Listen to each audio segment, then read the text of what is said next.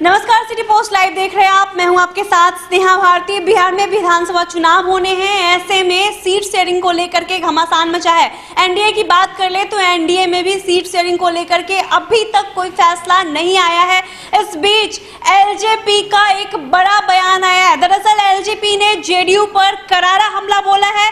CM Nitish Kumar के 7 निश्चय योजना को उन्होंने भ्रष्टाचार का पिटारा बताया है। तो एलजेपी का बड़ा हमला, आपको बता दें जिस तरह से घमासान जारी है, चिराग पासवान के तेवर तल्ख है नीतीश कुमार के प्रति, तो ऐसे में एक एलजेपी की तरफ से जो ये बयान है वो एनडीए में और भी ज्यादा पेच पैदा कर सकता है। आप सबसे पहले हम मृगेंद्र के पास चलेंगे, हमारे सहयोगी है, नजर बनाए हुए हैं तमाम बड़ी खबरों पर, और इस खबर पे सबसे ज्यादा उन्होंने नजर बना के रखा है। क्या कुछ खबरें हैं? खबर यह है कि जो एलजेपी है वो लगातार जो है तल्ख तेवर अब जो है अपना लिया है नीतीश कुमार के 7 निश्चय योजना को लेकर के। उनका स्पष्ट तौर पे कहना है कि एक भ्रष्टाचार का पिटारा है। उन्होंने ये भी कहा कि जिन भी गांवों में काम हुआ है 7 निश्चय योजना के तहत, आप जाकर के हकीकत को देख सकती हैं। और सबसे बड़ी बात जो एलजेपी ने अभी आरोप लगाया है खास करके नीतीश कुमार पर, उनके पार्टी जदयू पर, कि जिनके भी काम हुए यानी जो काम कर रहे थे 7 निश्चय योजना में, उनके पैसों का भुगतान नहीं हुआ है। और बड़ी बात यह है कि 7 निश्चय योजना में जो इतना बड़ा भ्रष्टाचार हुआ है, उसके बाद नीतीश जी ने यह कहा है कि हम 7 निश्चय पार्ट 2 को भी लेकर के आएंगे।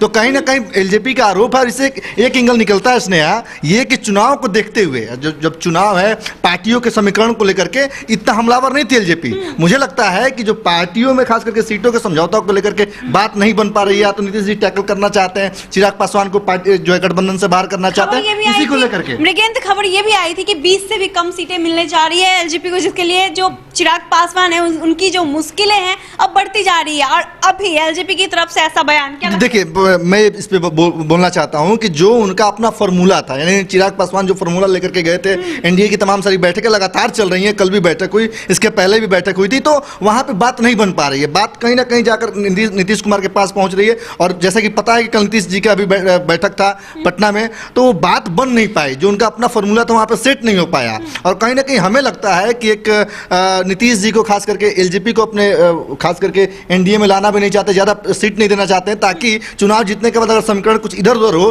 कहीं महागठबंधन की सरकार बने तो कहीं पासा पलटने, क्योंकि एक इतिहास रहा है एलजेपी का। आप देखिए, जब भी केंद्र में सरकार बनती है, चाहे कांग्रेस की बने, चाहे जो है भाजपा लेड गवर्नमेंट बने, तो उनमें कहीं ना कहीं सहभागिता हो जाती है। तो भी समझते हैं कि मतलब है मृगेंद्र की पलटने का जो सिलसिला है वो एलजेपी का लगा रहता है। बिल्कुल बिल्कुल। आप इतिहास उठा करके देखिए, रामविलास पासवान लगातार कितने सालों से मंत्री रहे। कहीं ना कहीं सरकारें जब बदलती है फिर भी वो मंत्री रहते हैं। तो कहने का मतलब यही है कि सरकार किसी की बने, केंद्रीय मंत्री इनके जो पार्टी के बड़े नेता रामविलास पासवान कहे जाते हुए रहते हैं। तो मुझे लगता है कि इस बार का जो चुनाव हो रहा है, चुनाव में ये ज्यादा सीट इसलिए नहीं देना चाहते नीतीश कुमार, क्योंकि देखिए बिहार की स्थिति को आप समझिए, कोरोना काल को लेकर के भी लोग सवाल करते रहे, या बेरोजगारी को लेकर के भी सवाल करते रहे, पलायन दर को लेकर के भी सवाल करते रहे। तो कहीं ना कहीं इनको शायद इस बात का डर है कि कहीं इनको ज्यादा सीट दे रहे हैं, और निकलने के बाद कहीं परिस्थिति बन जाए, इस तरह का समीकरण अगर आता है फिगर के रूप में, तो ये जो है पासा पलट सकते हैं। बिल्कुल। तो कहीं पासा ना पलट दे चिराग पासवान यानी एलजेपी, इसलिए नीतीश कुमार उन्हें ज्यादा सीट देना नहीं चाहती। हम अपने सहयोगी अनुराग के पास चलेंगे। अनुराग,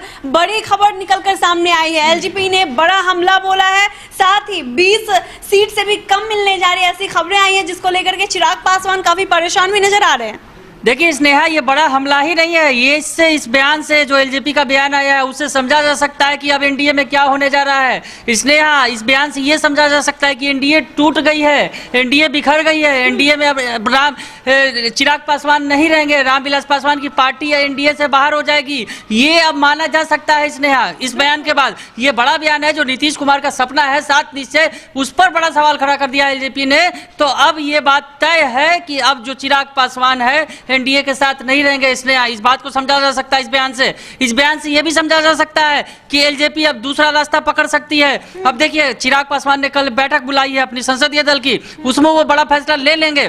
ये बात तय हो गया है कि चिराग पासवान ने अब खाका खींचना शुरू कर दिया है। इस बयान के जरिए हमला बोल दिया है नीतीश सरकार पर, नीतीश सरकार पर नहीं, एनडीए पर। और एनडीए का है, दरअसल देखिए 7 निश्चय का जो मामला है, वो जो सरकार है ये बिहार सरकार चला रही है, और बिहार सरकार में बीजेपी भी शामिल है और चिराग पासवान भी शामिल है। तो इसका मतलब जो चिराग के तेवर हैं, जो चिराग की पार्टी के तेवर हैं, अब वो अच्छे नहीं है। अब ये जो संकेत है एनडीए में टूट का संकेत है स्नेहा। और अब जो है ये माना जा सकता है, इसका औपचारिक ऐलान नहीं किया गया है हालांकि, पर बातों को समझा जा सकता है इन बयानों के जरिए।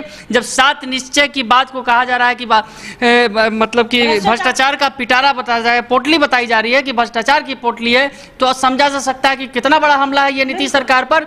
जो नीतीश सरकार का ड्रीम प्रोजेक्ट रहा है उसी पर ये बड़ा हमला है। और अब जो स्नेहा आगे जो है अब फैसले की घड़ी आ गई है, जैसा कि हम संभावना जता भी रहे थे, स्नेहा पहले बोल भी रहे थे कि चिराग पासवान के साथ जो है जो अंडर 20 का जो फार्मूला आ रहा था, अंडर 20 के फार्मूले के बाद ही ये साफ हो गई थी कि अब बात नहीं बनने वाली है। इसने ये बात भी आ रही थी, अंडर 20 का जो फार्मूला था, बीजेपी 20 से कम सीटें देने को तैयार थी एलजेपी को, तो ये बात सामने आ रही थी। और चिराग पासवान 36 सीटों की मांग कर रहे थे, तो ये तय माना जा रहा था कि अब चिराग पासवान कहीं ना कहीं अब जो है दूसरा रास्ता पकड़ेंगे, क्योंकि अब वो 20 से कम सीटों पर मानने की बात नहीं है। जब 42 से वो 36 पर आ गए और 36 से नीचे 20 से नीचे कहीं जाने का सवाल ही नहीं पैदा होता। इस तरह का फार्मूला देने का मतलब है कि चिराग पासवान को अब साइडलाइन लगाने की कोशिश शुरू हो गई थी एनडीए के अंदर। और अब जो है, अब जो ये बयान आ गया एलजेपी का, एलजेपी के एक बिल्कुल सोची समझी रणनीति और के तहत ये जो बयान दिया गया है, पार्टी की तरफ से औपचारिक बयान आया है, औपचारिक ऐलान किया गया